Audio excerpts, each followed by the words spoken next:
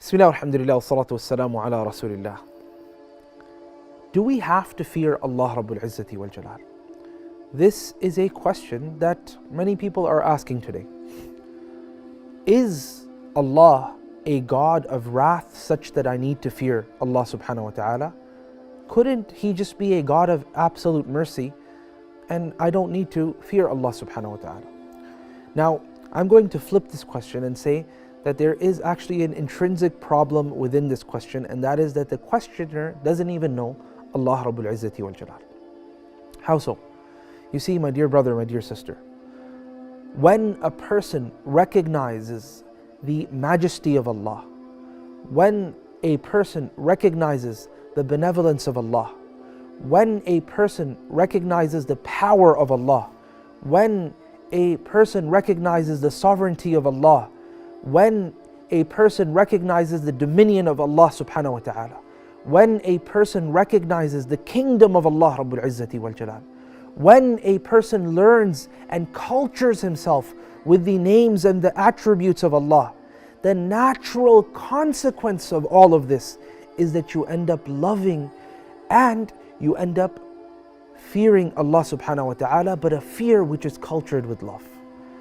It's a natural consequence of this. When you realize that this entirety that you have within our society, within the larger world, within the country, within the earth as a whole, within the world, within the universe as a whole, all of these things are but a manifestation of the attribute of the creation of Allah. Meaning the attribute which is that Allah creates, that alone has manifested in this way which is beyond anyone's imagination. The world as we know it and the universe, then naturally you're going to realize that this Lord is a majestic Lord, a powerful Lord, a Lord which deserves, a Lord whom deserves to be loved, a Lord whom deserves to be revered, a Lord whom naturally should also be feared as well.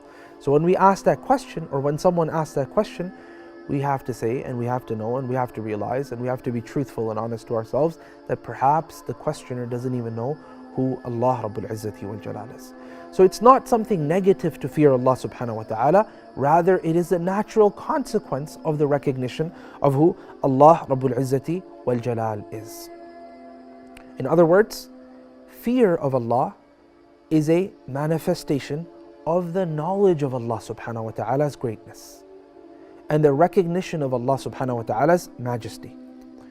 You see, my dear brother and my dear sister, this is the very reason why Allah told us in the Quran, إِنَّمَا يَخْشَى اللَّهَ مِنْ عِبَادِهِ الْعُلَمَاء, that there's no one that can truly fear Allah subhanahu wa ta'ala more so than those people who happen to be scholars of what?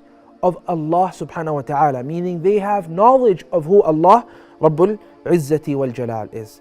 So the more we learn about Allah subhanahu wa ta'ala, the more we will naturally end up revering Him, and that reverence will be cultured with love and fear, and also simultaneously hope in Allah Rabbul Izzati wal Jalal.